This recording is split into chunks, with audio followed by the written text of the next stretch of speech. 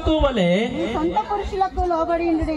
Duties of the wife, భార్య యొక్క పని, లేకపోతే భార్య యొక్క జవాబుదారి, అలాగే భర్త యొక్క కర్తవ్యం, భర్త యొక్క జవాబుదారి ఏంటి అనే దాన్ని మనం ఇక్కడ మరి ఎఫెసీలో ఉన్నటువంటి ఆ యొక్క పత్రిక 5వ అధ్యాయం 22వ వచనంలో 22 నుండి 33 వచనాల వరకు మరి ఇక్కడ రాయబడింది. మొట్టమొదటిగా ఆయన అంటాడు ఇక్కడ మనం చూసినైతే, స్త్రీలారా ప్రభువునకు వలె మీ సొంత పురుషునికి లోబడి ఉండుడి. దేవుని వాక్యం సెలవిస్తుంది ఇక్కడ మనం గమనించినైతే, భార్య అయితే తన భర్తకు ఏం చేసి ఉండాలంట? లోబడి జీవించాలంట. దేవుని వాక్యం సెలవిస్తుంది ఇక్కడ మనం చూసినైతే, ఈనాడు మనం గమనించినైతే ఈక్వాలిటీ, సమహక్కులు.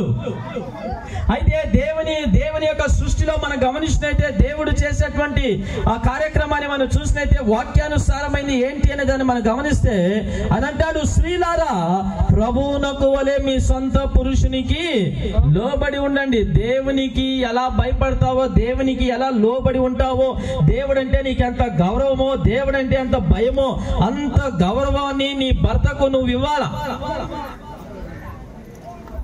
ఇది వాక్యం చెప్తుంది, దేవుడు చెప్తున్నాడు. ఇక్కడ మనం గమనిస్తే పౌలు అంటున్నాడు. అంతేకాకుండా కింద చదవండి, అలాగే క్రీస్తు సంఘమునకు శిరస్సయ్యును లాగున పురుషుడు భార్యకు ఏమై ఉన్నాడంట? శిరస్సై ఉన్నాడు. క్రీస్తు శరీరమునకు రక్షకుడై ఉన్నాడు. ఎవరు తల? కుటుంబానికి ఎవరు హెడ్, ఎవరు తల అనేదాన్ని మనం గమనించినైతే దేవుని వాక్యం సెలవిస్తుంది, క్రీస్తు సంఘానికి శిరస్సై ఉన్నాడు. అదేలాగున పురుషుడు కూడా భార్యకి ఏమై ఉన్నాడంట? శిరస్సై ఉన్నాడు. సంఘాన్ని క్రీస్తును పోల్చుకుంటూ భార్య భర్తలకు ఉన్నటువంటి బంధాన్ని, మరి ఆ బాంధవ్యాన్ని వివరిస్తూ వాటి రెంటిని కలిపి అపోస్తలుడైనటువంటి పౌలు ప్రజలు అర్థం చేసుకోవటానికి, దేవునికి ఏ విధంగా అయితే గౌరవాన్ని ఇస్తావో అదే ప్రకారంగా నీ భర్తకు గౌరవం ఇవ్వాలని మరి భార్యకు ఆయన తెలియజేస్తున్నాడు. అంతేకాకుండా సంఘానికి యేసుక్రీస్తు వారు ఎలాగా శిరస్సై ఉన్నాడు, అదే ప్రకారంగా కుటుంబానికి కూడా భర్త శిరస్సై ఉన్నాడని, వీటి రెంటిని కూడా కలిపి ఆయన చెప్తున్నట్టుగా మనం ఇక్కడ చూడవచ్చు.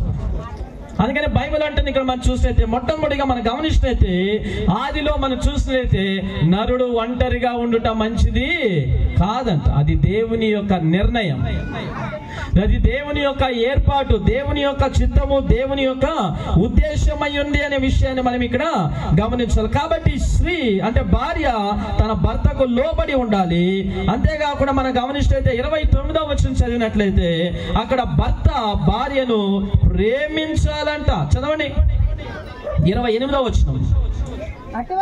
అటువలనే పురుషుడు కూడా తన సొంత శరీరము వలె తమ భార్యలను ప్రేమింప బద్ధులై ఉన్నారు.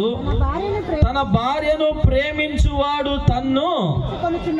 ఈ రెండే, భార్య భర్తకు లోబడి జీవించడము, అదే ప్రకారంగా భర్త భార్యను ఏం చేయాలంట? ప్రేమించాలంట. దేవుని వాక్య సర్వీస్ని ఇక్కడ మనం గమనించినైతే, అమ్మా నీకు మైసూర్ పాక్ తెలుసా? రేపు పొద్దునే కానీ నువ్వు అశోక్ని మైసూర్ పాక్ అడిగావు అనుకో, మైసూర్కి వెళ్తాడు తీసుకురావటానికి. ఎందుకని?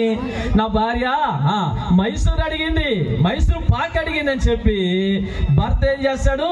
భార్యకు మైసూర్ పాక్ తేవటానికి మైసూర్కి వెళ్ళిపోతాడు అశోక్. అంతే, ఎక్కడికి వెళ్ళాడో తెలీదు, మైసూర్కి వెళ్ళాడు. ఏం తేవటానికి? మైసూర్ పాక్ తేవటానికి. భర్త భార్యను ఏం చేయాలంట? ప్రేమించాలంట. అదే ప్రకారంగా భార్య భర్తకు ఏమై ఉండాలంట?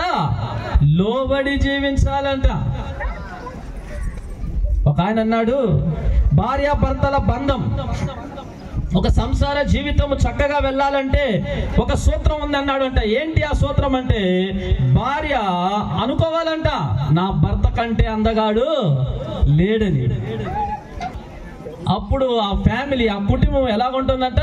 చాలా చక్కగా వెళ్తుంది. అదే ప్రకారంగా భర్త కూడా అనుకోవాలంట నా భార్య కంటే అందగతి లేదు ఈ ప్రపంచంలో అనుకోవాలంట అశోక్.